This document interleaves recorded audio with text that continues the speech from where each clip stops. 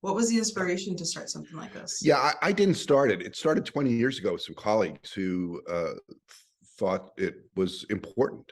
And they've passed it on from generation to generation. And I inherited this course a few years back. And we do it because it's important. We do it because today is 78 years since the liberation of Auschwitz by the Russians. And in 78 years, that memory is starting to fade.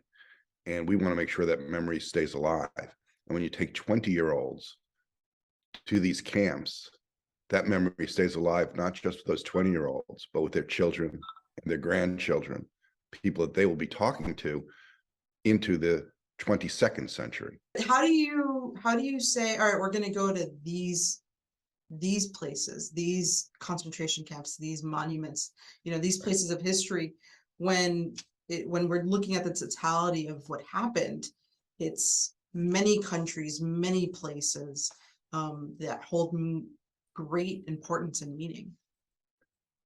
Absolutely.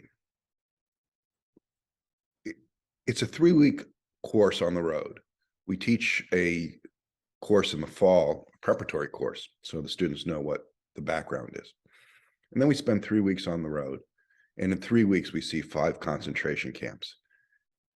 There's a lot to choose from. That's the sad, sad reality, is that there is a lot to choose from when it comes to concentration and death camps throughout Germany, occupied Poland, and other areas. So how do you choose? We go to Auschwitz because that's the one everyone's heard of. But we also go to camps that maybe people haven't heard of, and we change the camps from year to year. But we go to places that are particularly moving and that people haven't heard of and that people don't necessarily go to. Places like Majdanek, which every time you go to it, it gets in your skin. Places like Treblinka, where you just can walk around and you can feel the souls of the tens of thousands, hundreds of thousands who died there. We go to places where students may not have heard of, but are important and that mean a lot and that get into your skin. When the students arrive and they, especially the first camp, when they get to the ones they have heard of, what do you see? Like, I feel like there's and I saw it firsthand when I was there, there's a moment when it kind of clicks and it's just like, yeah. Oh, it's that heaviness settles in. Yeah, you brought up a few things there that I think are very important. I'll go in reverse order. When you're traveling with 20-year-old, 19, 20-year-old university students, they chatter on the bus and they kid around, they clown around and all those things you'd expect. And then they get off the bus at the camp and the silence is palpable. Suddenly the reality hits. Suddenly you can see what's there. And that's that light bulb moment. That's the moment where all of our teaching in the fall course becomes the reality of being on the ground. And that reality is a hard reality. Going in January is special. Going in January is special because you don't have warm weather. You don't have birds singing. It's January. And we go to these camps and we go to the rooms where hundreds of people spent the night in rooms built for tens of people. And the wind whips through those rooms and it's cold, but we have coats on, we have boots on, and unlike the people there, we get to go home. We get to leave. We get to get on a warm bus and go back to our nice hotel room and have hot chocolate. And that lesson is not lost on any of us. We all get it. And that is the moment when classroom teaching becomes reality. Why do you think it's so important for a class like this, for teaching this subject, for remembering the more than 6 million lives lost over basically a 6-year period. Yeah, and in some of the camps, they operated for less than a year and killed hundreds of thousands. It was mechanized murder at a rate the world has never seen. My history professor friends will tell you that history doesn't repeat itself, but it rhymes.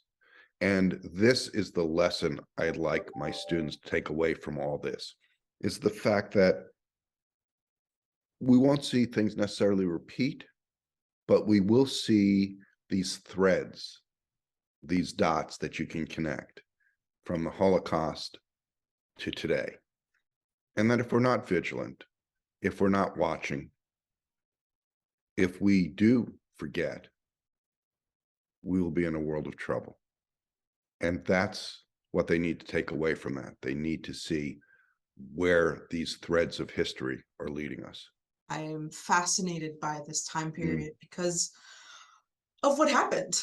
And I think it's something that we should all be fascinated in a way of learning so that we don't repeat it, or as your friends say, have it, seeing those threads again and being able to identify them. And the other part of it is I could sit in a classroom and tell you all about this stuff, but until you see it and feel it and let it get into your soul, it doesn't have the same resonance.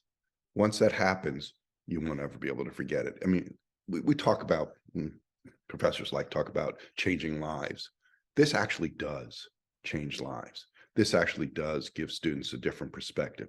This actually does give them a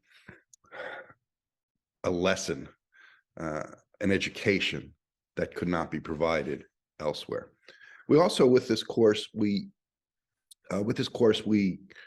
start with the Weimar Republic, the interwar years, when Germany was a great thriving democracy, to the rise of Hitler and the Holocaust, and then we go through to the Cold War, because history doesn't exist in a vacuum. One thing influences another, which is the other lesson they need to pull away from this, is that everything we saw then is going to have an influence now, and we need to be vigilant and understanding of that. What have they told you of this trip so far, and from previous years as well?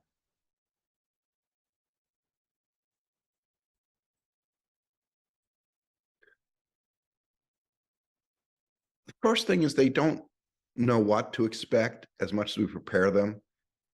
And as much as they expected, those images in their mind changed dramatically once they became images in front of them. Auschwitz is the one they talk about. Auschwitz is the one they knew. They had no idea how moving the other camps were. They had no idea there were so many camps. Every time I go, I learn about a new camp or a new sub-camp. So the educational part is phenomenal, but it goes beyond that. It's when they come back, and we do debrief after every camp. We talk about it. We talk about what it means, and it has somewhat different meanings to our Jewish students and our non-Jewish students. But clearly, you don't have to be of a religious background to understand what happened there, and to understand that this is something that we can never let happen again. So that sinks in. What else sinks in is that while they may, at the moment, not grasp it all, and a week later they may not grasp it all, but I get calls from students a year, 2 years, 3 years later saying, hey, I remember when we were at X, and I was just somewhere talking to someone and telling them about that. Well, that's the great thing about this course, is that those students can then talk to people. They can talk to the Holocaust deniers. They can talk to their friends and their relatives, and they can tell people, I was there. I saw this. I know what it means. Can I understand it? I don't know. Can any of us understand it? Can any of us really wrap our head around it? I don't know. But we can at least commit ourselves to never forgetting and commit ourselves to making sure it never happens again. The Holocaust was about the attempt to wipe Jews from the face of the earth. That was the Holocaust. That was the reason the word genocide was coined. Are there many genocides and Holocausts in the world? Of course. We concentrate on this one. And the idea of my Holocaust is worse than your Holocaust it is not a worthwhile game to play. What's worthwhile, what we hope they take away from it, is the idea that this happened. They have to be witness to people who say it didn't. And just as importantly, they have to be witness and strength to those in the future who would try to impose this on others. And they have to be thoughtful, and they have to be analytical about what happened, and to make sure it doesn't happen in our country or any other country in the world. The students who go on this course are special. They had a lot of choices for courses this winter.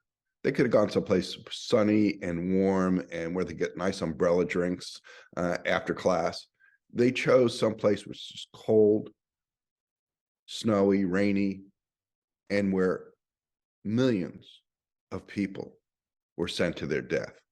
That's a special student who chooses that.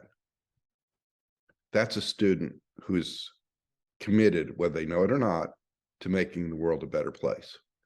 And that's the bottom line with this course. This was an ugly, ugly, horrific time in world history. Never again.